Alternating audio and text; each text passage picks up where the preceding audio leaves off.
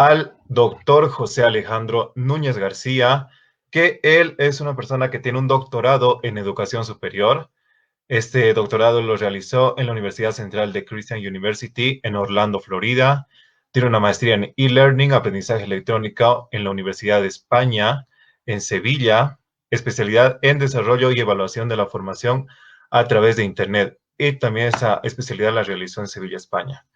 Especialidad en diseño de la formación a través de Internet, Universidad de Sevilla, España. Diplomado en programación neurolingüística, tiene un diplomado en inteligencia emocional, diplomado en educación superior por competencias, diplomado en neurodidáctica, diplomado en educación sociocomunitaria productiva. Como nosotros podemos ver, es una persona muy preparada. El doctor José Alejandro Núñez, que va a estar este día con nosotros. Y si quieren que les hable un poco más de su experiencia laboral también, él actualmente es jefe del departamento de la extensión universitaria de la UNICEN, presidente ejecutivo y fundador de la Fundación Visión Pro, diseñador de la maestría en educación superior para la Escuela Nacional de Capacitación Personal, ENDECAP, coach de Santillana, compartir con plataformas tecnológicas y educativas, asesor y diseñador de programas de posgrado, director general y fundador de la agrupación académica Godway. Sin más preámbulo, para mí es un honor poder presentar al magíster Alejandro Núñez. Muy buenas noches.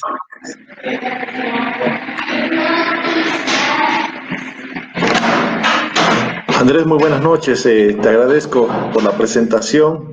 Una vez más, quedo muy agradecido con ENDECAP y con JP GZ Producciones por permitirme estar aquí presente compartiendo en este tipo de espacios que son muy idóneos, obviamente, en estos tiempos de cuarentena.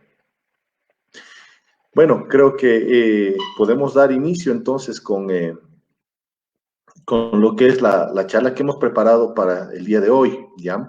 Quiero aprovechar de extender un cordial saludo a cada uno de ustedes que está siguiendo esta presentación y, bueno, es siempre muy adecuado estar actualizados cuando uno es profesional, ¿no? Y más que todo cuando estamos en el ámbito educativo. Creo que nuestra formación nunca termina y hoy en día creo que la cuarentena nos está presionando mucho a que nosotros le demos un verdadero impulso a lo que es la educación virtual, porque si bien ya se la ha estado manejando hace varias décadas atrás, creo que recién está cobrando vida en nuestro contexto, al menos porque, bueno, la misma cuarentena es la que nos está conllevando a todo esto, ¿no? Entonces, el tema que yo voy a presentarles el día de hoy es las dificultades en el desarrollo de espacios de educación virtual. Antes que nada, quiero decirles que todo lo que vamos a hablar tiene que ver con lo que yo he estado viendo en mi experiencia profesional y también en la experiencia de varios colegas. Y creo yo que el objetivo de esto no es hacer tanto una crítica al trabajo que están haciendo las personas, ¿no? Sino más bien creo yo que tenemos que entender que el error dentro de lo que es educación es parte de nuestra formación, ¿no? Nosotros tenemos que equivocarnos, de hecho siempre nos vamos a equivocar, pero esto va a ser significativo siempre y cuando nosotros aprendamos de las metidas de pata que vamos cometiendo. Y sin duda alguna, todos los procesos tecnoeducativos que se están desarrollando hoy en día en los diferentes niveles de educación están cometiendo algunos errores que, bueno, tienen que irse puliendo a lo largo del tiempo, ¿ya? Entonces, prácticamente he clasificado la presentación en 4 tipos de dificultades que veo yo en esto, la integración de la modalidad virtual de aprendizaje. Las primeras son las dificultades normativas, después están las dificultades tecnológicas, las dificultades metodológicas y las dificultades actitudinales, ¿ya? Vamos a ver varios ejemplos en cada uno de estos tipos de dificultades. Vamos a empezar con las dificultades normativas. Bueno, voy a comenzar hablando sobre las normas estatales, ¿no? Actualmente sigue vigente lo que es nuestro sistema educativo con la ley Avelino Ciñani y Elizardo Pérez, número 070, y si bien uno de los principios de este documento es que justamente la educación tiene que ser tecnológica, pues no existen documentos complementarios que vayan a tratar de una manera adecuada lo que es la educación virtual en nuestro país. Hay un documento complementario para las universidades privadas que sí tiene algunos puntitos para desarrollarnos de una manera virtual, pero sin embargo esto no ha estado desarrollándose de una manera correcta y recién hoy en día, en esta crisis sanitaria, como que las universidades están empezando a sacar y ofertar programas con modalidad virtual, ¿ya? Esto obviamente es diferente en el caso de las universidades estatales porque ahí manejan su propia reglamentación, es un mundo aparte. También podemos ver esto, las dificultades normativas, donde vemos en la mayoría de las instituciones que no tienen un reglamento y un procedimiento claro, es más, ni siquiera lo tienen el documento en la mayoría de los casos sobre lo que es la modalidad de educación virtual, ¿no? Bueno, entonces, como les decía, estas reglas de etiqueta, si bien son recomendadas ya desde ciertas fuentes, nosotros podemos irlas apropiando de acuerdo a las características de cada una de nuestras instituciones, ¿no? Para que sean un poquito más adecuadas y contextualizadas. Por otro lado están las dificultades tecnológicas que también vienen a ser muchas en nuestro contexto. Primero está esto del analfabetismo digital. Hay muchos de los profesores y de los docentes que no saben utilizar la tecnología, ni siquiera a nivel de entretenimiento o de una manera social, ¿ya? Entonces, esto complica mucho las cosas, ¿no? Porque no hay una actitud por parte de los usuarios para que se haga un uso académico de la tecnología. Los estudiantes, por ejemplo, la mayoría manejan muy bien la tecnología porque ya gran parte de la población estudiantil en los diferentes niveles del sistema educativo son nativos digitales, pero estas habilidades obviamente están relacionadas a tecnología que tiene que ver con interacción social o con entretenimiento, ¿ya? Es muy poco el uso que se está dando a nivel académico. Entonces, creo que tenemos que empezar a trabajar con estas brechas para que la tecnología en realidad sea parte de nuestras vidas, pero no solamente a nivel social y de diversión, sino también a nivel educativo. Por otro lado, también está esto del servicio de Internet. Creo que en Bolivia al menos tenemos uno de los servicios más caros de Latinoamérica en cuanto a lo que es Internet y el servicio no es muy bueno del todo, ¿no? Entonces, alguna vez que hicimos un curso, por ejemplo, sobre marketing digital, tratamos de conectar simultáneamente algo de 30 y pico personas a una misma red y no ha funcionado bien. Y eso que la institución tenía muy buena conexión. Entonces eso nos da, bueno, nos crea ciertas dificultades porque el mismo servicio no está promoviendo a que se desarrolle de una manera idónea en algunos casos. Por otro lado, también está el costo de este servicio, especialmente en los que manejan la compra de megas, ¿no? Porque no todos tienen conexión a Internet en sus casas y especialmente los estudiantes, la mayoría acceden a través del celular comprando megas. Entonces, ustedes bien saben que cuando estamos navegando con megas, ven un video y ya se nos ha gastado gran parte del crédito que teníamos ahí para navegar. Entonces hay que ver bien esto del servicio de Internet, creo que es algo que el Estado mismo tendría que regular y tendría que ver soluciones para mejorar este tipo de servicio en las instituciones educativas. También hay problemas de accesibilidad a la tecnología, ¿no? El costo del software. Muchas veces encontramos software gratuito, sí, pero el software gratuito es por lo general limitado. Entonces, cuando queremos acceder a un programa que realmente cumpla con todo lo que el programa ofrece, ya implicaría un costo. Entonces, esos costos a veces tienden a ser cubiertos por la misma institución. Entonces, eso implicaría que la institución incremente posiblemente sus precios en la oferta académica. De todas maneras, hay también otros programas que son gratuitos que pueden ser muy bien utilizados. O sea, todo depende de cómo el docente explote su capacidad y cuáles son también las políticas de la institución misma. También está el costo del hardware, y esto especialmente con relación a que la tecnología va evolucionando a una velocidad tremenda, ¿no? Entonces, si se dan cuenta, cada vez aparecen celulares o computadoras con nuevas aplicaciones, con nuevas funciones, con nuevas opciones que nos facilitan más eh, nuestro desarrollo. Entonces, creo que es un poco difícil estar plenamente actualizado todo el tiempo con toda esta tecnología porque implicaría un gasto muy elevado de dinero. Entonces hay que ver también eso de que este tipo de programas que nosotros vayamos a utilizar o los medios tecnológicos que vayamos a considerar sean realmente los adecuados y que sean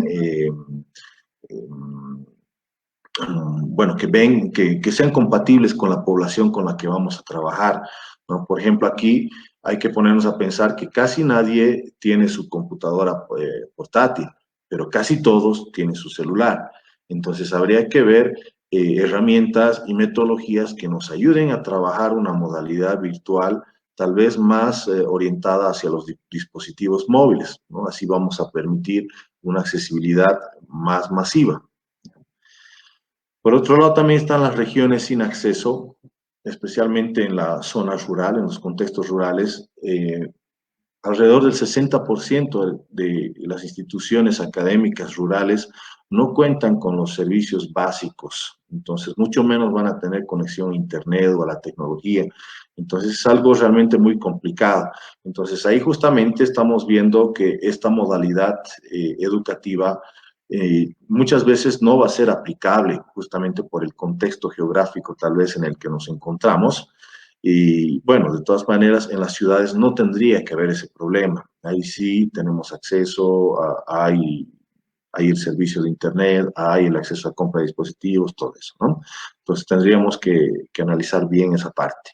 Y por otro lado, también a veces tropezamos con algunos problemas que son de carácter técnico. A veces la conexión está sobresaturada por las horas donde hay mayor desarrollo de los usuarios. También a veces se corta la luz o a veces se nos daña un equipo. Entonces, todo ese tipo de aspectos a veces pueden generar también un problema. Entonces, creo que hay que considerar todo esto porque a veces la gente como que comete el error de esperar a último momento cuando se está desarrollando una modalidad virtual para recién hacer su trabajo. Y en realidad no es recomendable porque puede suscitarse este tipo de problemas, ¿no?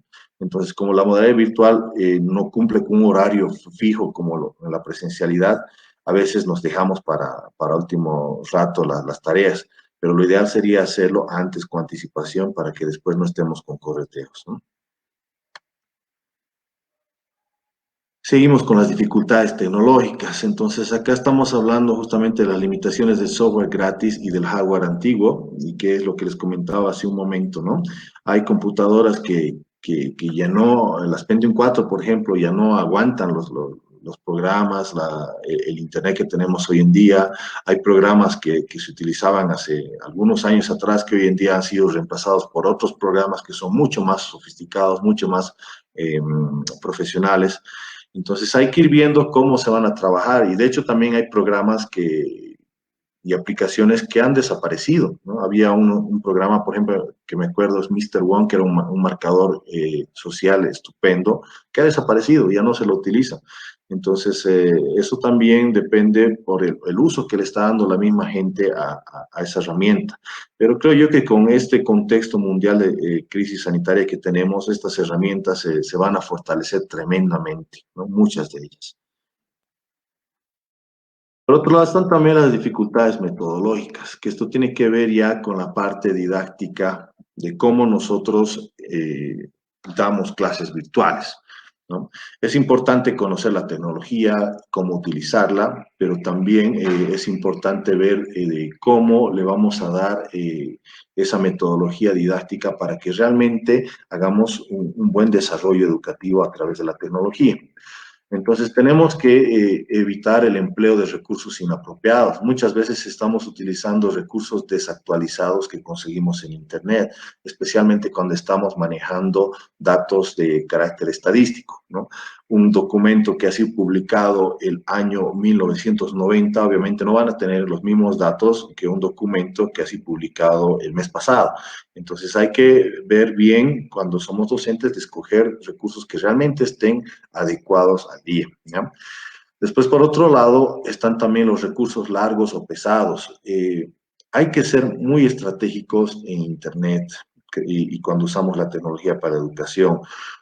No es que nosotros estemos facilitando la labor del estudiante, sino que más bien el proceso mismo, como tiene soporte tecnológico, es diferente, implica metodologías diferentes. No podemos replicar las clases presenciales en lo virtual y generalmente hay esa tendencia a hacerlo. Les voy a comentar acá un ejemplo de una experiencia que tuve, por ejemplo, en un diplomado cuando yo estaba cursando como estudiante. El docente del primer módulo era un diplomado de educación por competencias.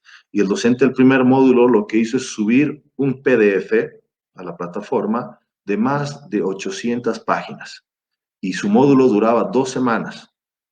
Y su actividad del módulo era un cuestionario de 10 preguntas. Entonces, se imaginan, gente que está estudiando posgrado, por lo generalmente trabaja, ¿no? Imposible que se coma un libro de 800 páginas en 2 semanas. Es imposible. Entonces, ahí quien se ha aplazado es el docente, ¿no? Porque no conoce cómo se debe desarrollar una metodología tecnoeducativa.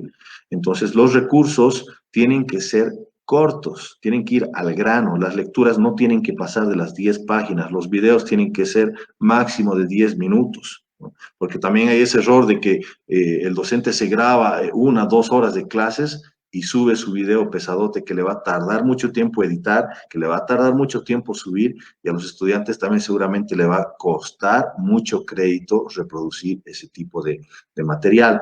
Entonces hay que saber también ser cautos con los recursos que estamos utilizando. Entrando un poquito más en la didáctica, muchas veces vemos que esta es inadecuada cuando estamos desarrollando la educación virtual, ¿no? Lo que les decía hace un momento, la réplica de lo presencial en lo virtual. Sí, algún rato está bien que nos grabemos tal vez con un pizarrón explicando algo, todo eso, pero no podemos hacer una clase magistral en la tecnología. Ni siquiera en la parte presencial yo recomiendo dar clases magistrales, peor en la tecnología. Entonces, creo que hay que ser conscientes de que tenemos que ya acabar con esos docentes que se dedican a dar clases 100% magistrales y tenemos que empezar a ser un poquito más diversos en la metodología que estamos empleando, ¿ya? No se usan recursos multimediales adecuados. Una de las ventajas de la tecnología es justamente que utiliza diferentes recursos multimedia, ¿ya? Están texto, animación, imagen, video, audio, etcétera, etcétera. Entonces, este tipo de recursos permite que nosotros lleguemos a más estudiantes, ¿no? De una manera más adecuada, porque los estudiantes aprenden obviamente a través de la percepción y la percepción se da a través de los sentidos, ¿ya? Y si yo soy diverso en el empleo de estos materiales multimedia, pues me voy a asegurar que los que aprenden escuchando, aprendan, que los que aprendan viendo, aprendan, que los que aprendan haciendo, aprendan. Entonces, eso es lo importante de que nosotros seamos variados en cuanto a los recursos que nosotros estamos escogiendo para el desarrollo de nuestra educación virtual. Ahora, obviamente, aquí tenemos que ser muy conscientes de que estos materiales no pueden ser largos. Acuérdense que la tecnología obviamente puede causar también cansancio corporal, puede causar adicción, puede causar problemas visuales, todo eso. Entonces tenemos que ser conscientes de esos problemas, ¿ya? Recuerdo, por ejemplo, una experiencia donde en uno de los colegios, uno de los profesores dio una tarea donde era un profesor de sociales y repartió unas fichas de su materia, que eran 10 fichas, que tranquilamente el estudiante la podía imprimir, las hacía, las escaneaba, le sacaba foto y las enviaba. No estoy muy de acuerdo con esa modalidad de trabajo, pero ya, podía haber hecho. Pero además de eso, el profesor ha pedido que los mismos estudiantes transcriban esas fichas en un documento Word, con gráficos, con todo, y que ahí recién lo hagan y que recién envíen así su documento. Entonces, imagínense el tiempo de los estudiantes de ese curso, que era un curso de primaria en colegio, que apenas están utilizando recién las herramientas de oficina. Entonces, creo que el objetivo no es echar un saco de arroz y que los estudiantes llenen grano por grano. Creo que tenemos que ser más conscientes con el tipo de actividades que nosotros estamos planteando. ¿Ya? Ahora, también cuando nosotros estamos hablando de las actividades y que no son compatibles con la modalidad virtual, esto también es obvio. ¿Qué pasa, por ejemplo, si yo doy la materia de literatura y estamos leyendo el libro de Don Quijote de la Mancha? Y ahí les digo, la actividad de este libro va a ser, de esta lectura va a ser que ustedes me entreguen un resumen de la novela. Entonces, imagínense, seamos honestos, nadie o tal vez la mayoría de los estudiantes lo que van a hacer es ir al Google, colocar resumen de Don Quijote, le van a poner una carátula con su nombre, sus datos y van a enviar eso.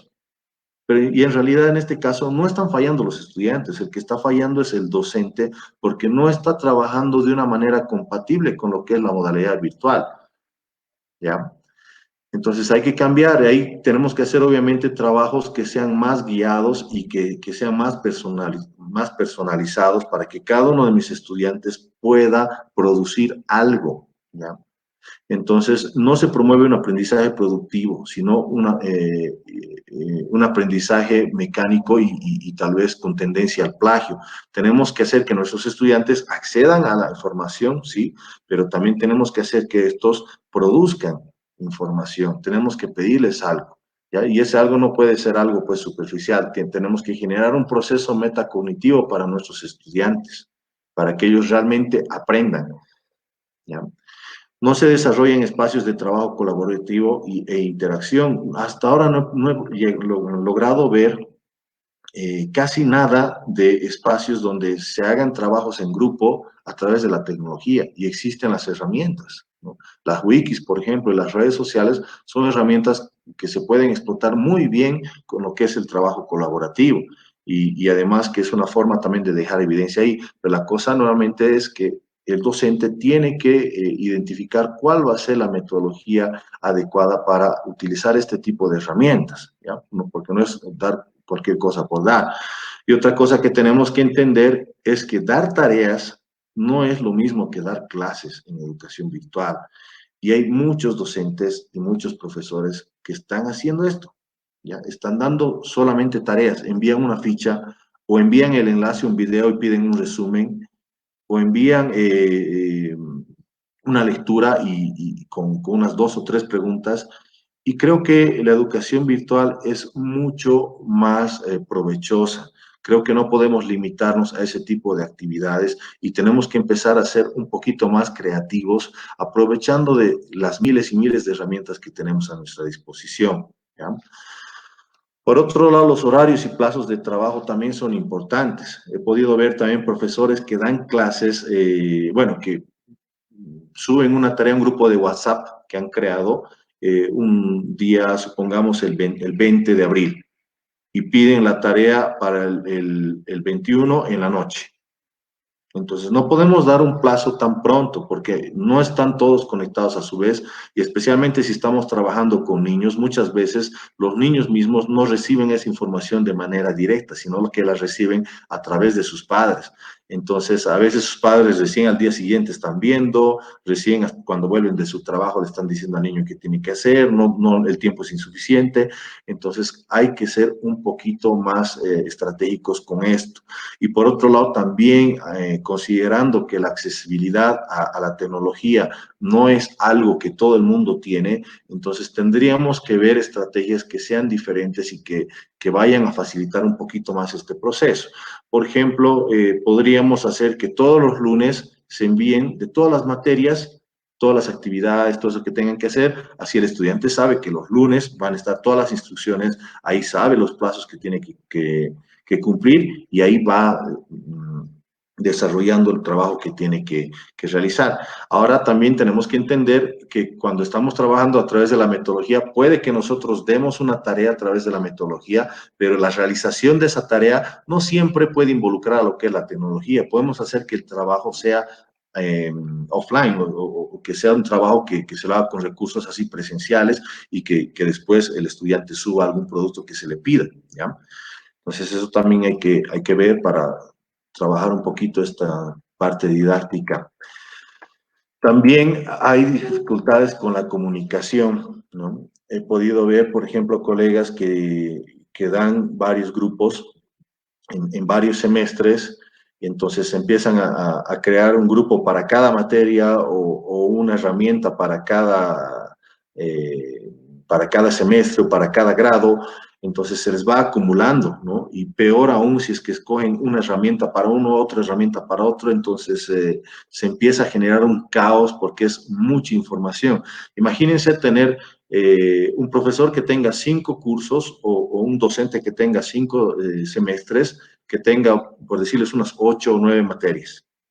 Entonces, imagínense con cuántos estudiantes estaría en contacto, cuántos estudiantes tendría que revisar el trabajo, si es que le van a enviar por correo electrónico, toditos, cuántos mensajes va a recibir por una tarea que dé a todos. Entonces hay que saber utilizar bien los espacios de comunicación también, al igual que en el desarrollo académico, porque esto puede ser realmente muy caótico e incluso podemos perder nuestra privacidad y yo creo que es un importante problema que están pasando hoy en día los docentes y los profesores.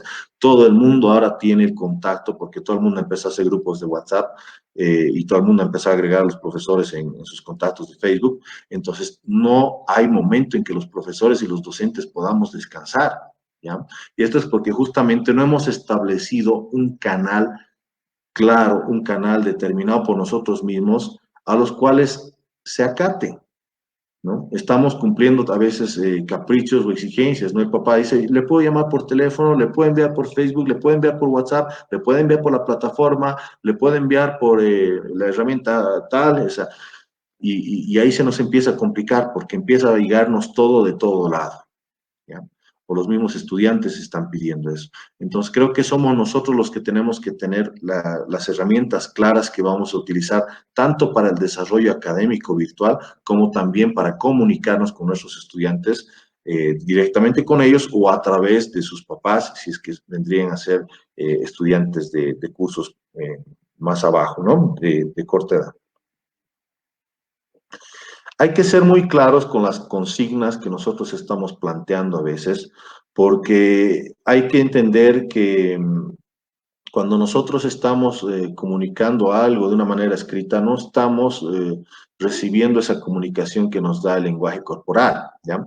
Entonces hay que ser un poquito más detallistas, y eso no quiere decir que redundemos, sino que seamos lo suficientemente claros en las instrucciones que nosotros vayamos a dar para las diferentes actividades que vamos a pedirse a nuestros estudiantes. Otra cosa que no he visto es que no hay una retroalimentación, ¿no? Muy pocos son los docentes que están retroalimentando a sus estudiantes, ¿no? La mayoría da su trabajo, ya, y le pasa la nota, le dice, muy bien, o has hecho esto, has obtenido esta nota, y nada más. Entonces, se tiene que dar una retroalimentación sí o sí, porque especialmente si es que no tenemos estos espacios tan estrechos de comunicación, porque no estamos seguros si nuestros estudiantes han aprendido o no el tema que hemos hecho, ¿no? Entonces hay que ver también de establecer un canal de retroalimentación oficial, ¿no? También está esto de que no hay espacios de aclaración de dudas. Directamente damos tareas si es que estamos en ciclos inferiores de primaria. Eh, Creo que las tareas van incluso para los papás más, porque los papás son los que tienen que estar aclarando las dudas y tienen que estar ayudando a sus hijos. Y eso no está mal, pero también creo yo que tenemos nomás que cumplir con nuestra labor de educadores y tenemos que estar ahí prestos para solucionar cualquier duda de los estudiantes, ¿ya?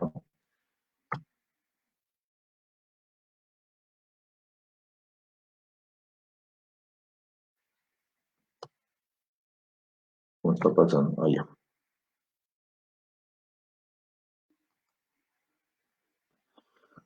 Creo que la institución, además de tener una norma, todas las instituciones educativas tendrían que tener una planificación estratégica para desarrollar sus espacios virtuales de aprendizaje.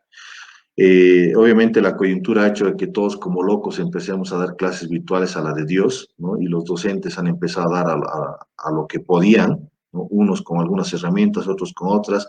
Obviamente hay algunos cuantos que manejan muy bien la tecnología y que están teniendo bastante éxito con esto, pero sí un gran porcentaje de los profesores y de los docentes están teniendo serias dificultades. Entonces, eso ha generado mismo caos, porque no ha existido algo institucional, no existía un procedimiento claro. Entonces, lo mínimo que debían haber hecho las instituciones antes de comenzar sus modalidades virtuales de aprendizaje es coordinar con todos sus docentes, con sus diferentes instancias, para que puedan establecer un procedimiento y las herramientas claras, ¿no? Y eso hay que institucionalizarlo para que todos estemos hablando el mismo idioma. Imagínense los pobres estudiantes también que tienen que aprender a utilizar todas las herramientas que los profesores les digan, o sus papás de los niños que tienen que aprender a utilizar también todas las herramientas para ayudarles. Entonces es una pérdida de tiempo total y para nosotros mismos es caótico porque, como les decía hace un momento, nos llega todo de todo lado. Entonces creo que tenemos que ser un poquito más organizados, tenemos que a nivel institucional definir qué herramientas vamos a utilizar en función a las características de los estudiantes que nosotros tenemos, ¿no? Y también en función a sus posibilidades. Entonces, con eso se estandariza un proceso y ahí sí recién los docentes van a ir aplicando su metodología en el uso de cada una de estas herramientas, ¿no? Tanto para dar clases como para establecer los procesos de comunicación. Por otro lado, también está esto de la infoxificación y la sobrecarga de trabajo, ¿ya? A veces estamos dando mucha información a los estudiantes, ¿ya? Cuando estamos trabajando especialmente en plataformas, he visto que les suben un montón de lecturas en PDF, les pasan un montón de enlaces a páginas web, les publican videos, etcétera, etcétera. Es mucha información. Entonces, creo que tenemos que publicar y subirles solamente lo necesario para que los estudiantes puedan hacer el trabajo que les estamos pidiendo. Ahora es importante que nosotros obviamente validemos la información con la que nuestros estudiantes vayan a trabajar. Esto porque en Internet especialmente hay un montón de información que no es válida, que no es fiable o que está desactualizada o que está malintencionada. Entonces, el docente obviamente tiene que revisar antes de compartir ese material con los estudiantes, tiene que revisar esos recursos para ver de que estos efectivamente cumplan con las condiciones que corresponden, ¿ya? Otra cosa que he visto que están haciendo acá es que están sacando fotos al libro, ¿no? El docente dice, ya van a hacer, tenemos el libro de la materia de biología. Dicen, van a hacer esta semana de la página 10 a la página 15. La siguiente semana de la página 16 a la página 20 y así sucesivamente. O sea, ahí no estás desarrollando nada de educación virtual, ¿ya? Entonces creo que tenemos que ser un poquito más conscientes en eso. Sí, el libro lo vamos a tener que utilizar porque ya lo hemos comprado, ¿sí? Y obviamente es un complemento importante para que ellos trabajen, para que los estudiantes trabajen en clase, pero por otro lado hay un montón de recursos en Internet de diferentes formatos a los cuales nosotros tendríamos que acceder y tendríamos que escoger para nuestros estudiantes. Acá también tenemos otro tipo de dificultades que son las actitudinales. Bueno, en primera instancia tienen que ver con el rechazo a la innovación tecnológica. Ya son muchos años que estamos con esto de las TICs y educación, con la integración de la tecnología, con nuevas modalidades de educación, pero pese a eso siguen existiendo muchos educadores y muchas instituciones que rechazan a la tecnología, ¿ya? Es increíble la actitud de estos profesionales porque más están conscientes de que es importante, pero su actitud no les permite entrar en razón y adaptar realmente este tipo de recursos que son significativos si los utilizamos de una manera correcta, ¿ya? Si se dan cuenta, todos hoy en día, indiferentemente a lo que nos dediquemos, Absolutamente todas las profesiones utilizan tecnología y la educación por principio tiene que ser contextualizada. Y si nosotros no educamos con tecnología, pues estamos siendo obsoletos. Entonces, un docente, un profesor que no maneje tecnología es prácticamente un profesor que no puede preparar a los estudiantes para un mundo de hoy y mucho menos para un mundo del futuro. También está esto de la inseguridad y el miedo a la tecnología. Y acá les voy a contar una pequeña conversación entre un profesor y un estudiante pequeño, ¿ya?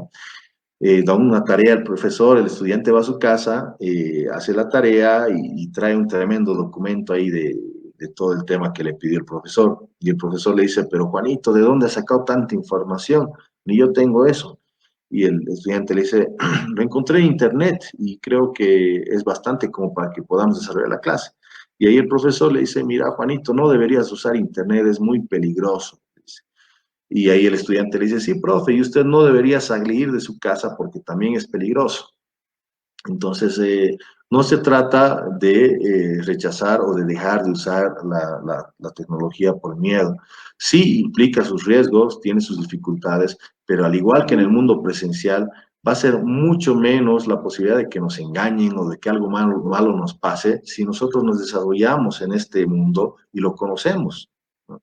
Es como si nos encerraríamos en casa, no saldríamos nunca y después cuando salimos por primera vez queremos estar seguros en el mundo externo. Entonces, no, no es así. No es así. Tenemos que, obviamente, conocer la herramienta para que nosotros podamos desarrollarnos de una manera adecuada. Por otro lado, otra dificultad actitudinal tiene que ver con esto de la adicción y la distracción. Ya es muy común ver a los estudiantes que mientras sus profesores están dando videoconferencias ahí, están chateando entre ellos o están viendo videos en YouTube, o los más pequeñitos están accediendo a juegos. Y ese es realmente peligroso, ¿no? Porque no solamente llegan a esto, sino también pueden llegar a otro tipo de espacios donde hay mucha información que tiene que ver con pornografía, con violencia, con cosas que le pueden generar mucha distracción al estudiante. Entonces, creo que tenemos que ser también estratégicos para que la actividad o el producto que nosotros vayamos a pedir en el trabajo académico de los estudiantes sea algo que realmente genere algo en los estudiantes, que les lleve a la acción, porque si es que los estudiantes van a estar escuchando todo el tiempo al profesor a través de la tecnología, no lo van a escuchar. Eso no va a ser posible porque se van a distraer más que en el mundo presencial. A través de la tecnología el estudiante se vuelve mucho más distraído. Entonces hay que ser concretos, hay que ir al grano cuando nosotros estamos interviniendo y hay que decirles, ya, este es el trabajo, para esto tienen que entrar a tal herramienta o a tal página, tienen que consultar esto, y a partir de esta información lo que me tienen que producir es esto para que después lo presenten de esta manera. Entonces, termina ahí la intervención del profesor, del docente, y los estudiantes van obviamente a hacer su trabajo activamente y posteriormente envían su trabajo. ¿Cuáles son los pasos de integración entonces a lo que es la tecnología? Primero está la identificación de las características del contexto. Tenemos que saber identificar cuáles son las características del contexto en el cual estamos, porque la tecnología no es aplicable en todos los contextos, ¿ya? La tecnología puede ser muy bien trabajada siempre y cuando las condiciones sean idóneas para la mayoría de las personas que van a estar ahí en esa actividad, ¿ya?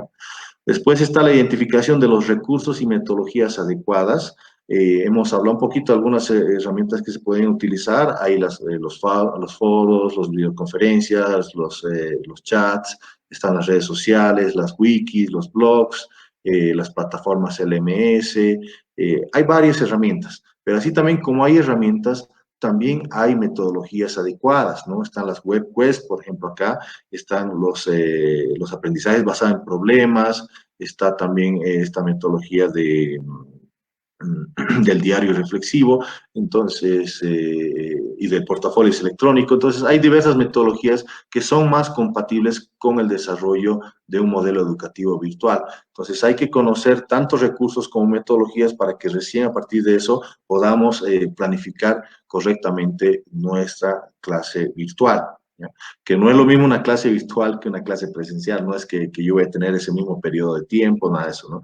Generalmente este tipo de herramientas tienen la característica de ser sincrónicas y asincrónicas. Entonces, tenemos que olvidarnos un poquito del tiempo y tenemos que empezar a trabajar por contenido y por trabajos. ¿Ya? Y el tiempo solamente tenemos que manejarlo para establecer diferentes plazos y no así para tener un horario estricto, así como lo teníamos en la educación presencial. Después, obviamente, de escoger los recursos y metodologías, tenemos que realizar la planificación de las actividades. Sin planificación, corremos el riesgo de fracasar, ¿no? La planificación nos garantiza, de cierta manera, que nuestro proceso educativo se desarrolle de una manera idónea. Después, obviamente, se aplica el modelo educativo virtual, se hace una evaluación para determinar cómo se está desarrollando esto y se actualiza en función a cómo nosotros hemos evaluado a los diferentes datos que hemos obtenido a partir de la evaluación con el objetivo y la finalidad de mejorar los procesos permanentemente. Entonces, si bien esos pasos de integración son generales, a la hora de la práctica, obviamente, cada institución, cada región, cada público, cada usuario tiene su propia característica.